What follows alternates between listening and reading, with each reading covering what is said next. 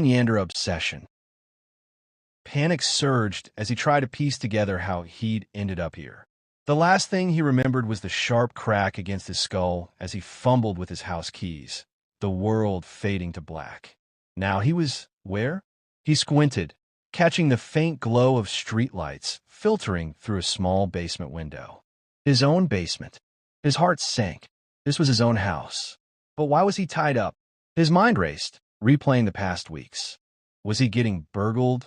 Or was it something else? But something else came to his mind that bothered him so much. Something that he had been noticing for a while and remained inside his mind as a red flag. Kurosaki Yuno, his girlfriend of 5 years, had unraveled into someone unrecognizable. Her jealousy had spiraled into obsession, stalking him, sending death threats to every woman at his workplace who so much spoke to him. He'd tried to reason with her, to salvage the love they'd built, but her paranoia was a wildfire, consuming everything. Breaking up with her had been his only choice, though it tore at him. And now this, right after his breakup, Rin tugged at the ropes, his wrists raw, but they wouldn't budge.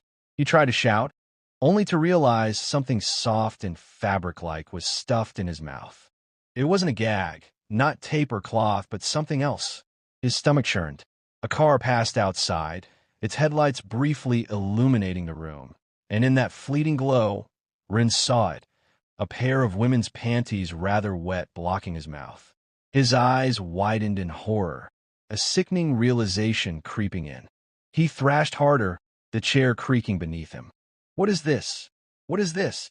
He kept shouting inside his head until the basement door creaked open and a light flicked on, blinding him. Rin froze as a figure stepped forward.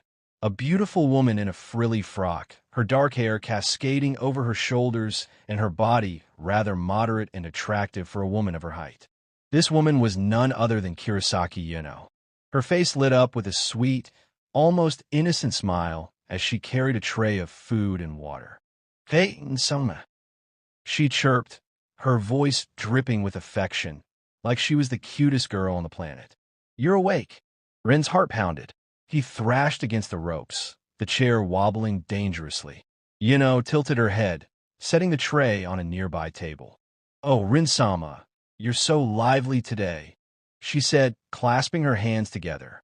She stepped closer, her eyes gleaming with adoration. "Would you like to have a meal first? Or maybe a bath?" She paused, her cheeks flushing as she leaned in, her voice dropping to a shy whisper. "Or would you rather have me instead?" Rin's stomach lurched. The chair tipped, and he crashed to the floor with a thud. Yuno gasped, rushing to his side. "Oh no, Rin-sama, you got to be more careful." She knelt, her frock brushing his face as she gently wiped his cheek with the hem.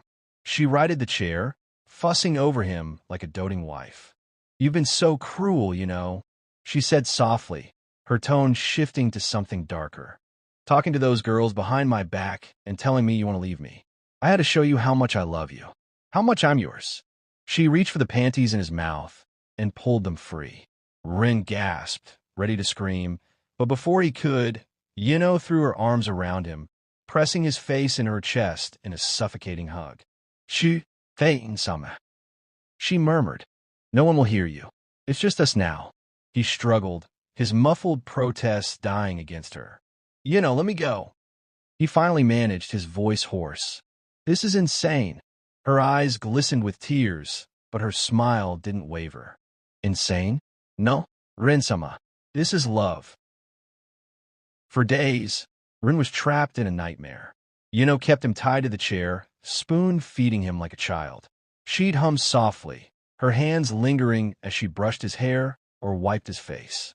Every attempt to reason with her was met with that same unsettling smile. "You'll see, Rin-sama," she'd say. "We're meant to be together. Forever." She'd ramble about their future, about how she'd make him happy, how no one else could love him like she did. Rin's pleas fell on deaf ears. He was exhausted, his body aching from the ropes, his mind fraying under her relentless affection. Each night, she'd curl up beside him, whispering sweet nothings as he sat bound, unable to escape her touch. But that was not all. She gave Han jobs to run to satisfy his lust, sometimes even masturbating in front of Hai Am, shouting Ren's name. Ren-sama, Ren-sa, I-am Juming. She would often shout and drench Ren's body in her love juice. Only reason she didn't cross the limits was that she was a rather shy girl. Every time Ren looked at her, she would immediately blush and run out of the room, as if she didn't just masturbate in front of him with her vagina publicly displaying for his view. On the seventh day, something changed. Yuno was distracted. Her movements hurried as she tied him up after a meal. The ropes felt looser than usual. Ren's heart raced as he tested them, feeling the knots give slightly.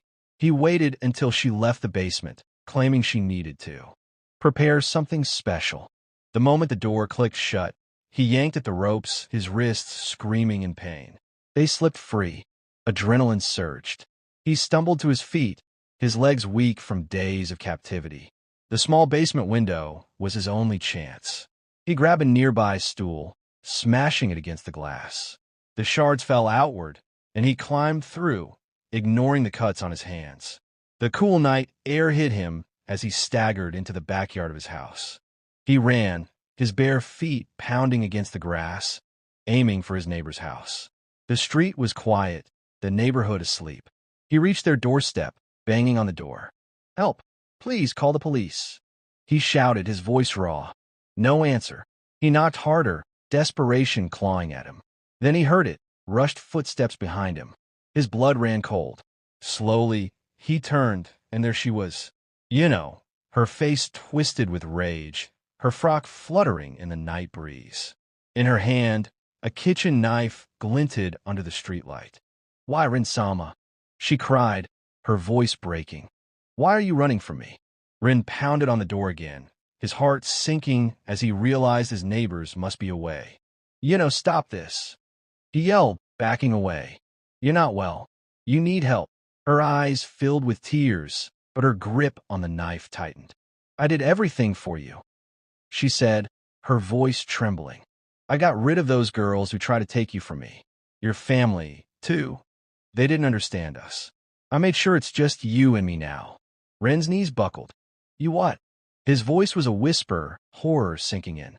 "You are the one who harmed my one and only sister? Are you out of your mind?" "For us," she sobbed. "For our love. You're a monster." Rin screamed, his voice cracking. "You're a devil, you know. You deserve to die." Her face crumpled, tears streaming down her cheeks as she contemplated on Ren's words. "Maybe I do," she whispered. "But if I die, I'm taking you with me, Rin-sama." Before he could react, she lunged. The knife plunged into his back, pain exploding through him. He stumbled, blood soaking his shirt. "Juno, no." He gasped, trying to crawl away. She stabbed again and again, her sobs mixing with his screams. "I love you, Rin-sama." She choked out, her hands trembling as she drove the knife into him 10 times. For all eternity.